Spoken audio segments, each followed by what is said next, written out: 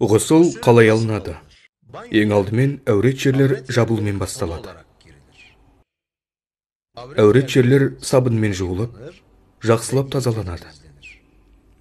Содан кейін барлық дене сабынмен жуыла отырып, алдымен мәддекірлер тазаланады. Осылайша ғибадат болған ғұсыл халіне дайын боламыз. Алдымыздағы көрсетілген бейнеден соң отырып ниет етіледі. Ниет еттім бой дәретін алуға деп. Ескерту, құрметті бауырлар, бейнеде көрсетілгендей, суды мөлшерінен тыс көп қолдану дұрыс емес. Қолдар жуылады. Қолдар жуылған кезде саусақтардың арасы салаланып жуылады. Одан кейін оң қолмен 3 рет ауызға суды толтырып шаяды.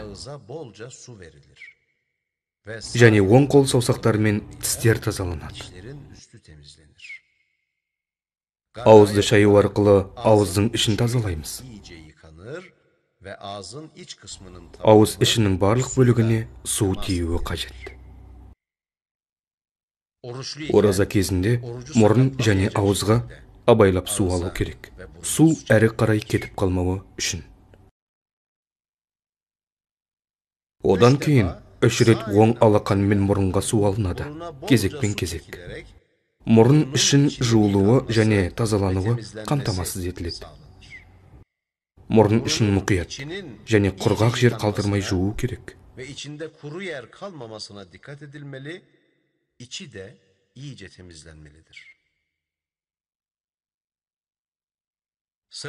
Кезек бойынша бастан оң иық және сол иық, алдынан және арқасынан мол су тиюі қажет.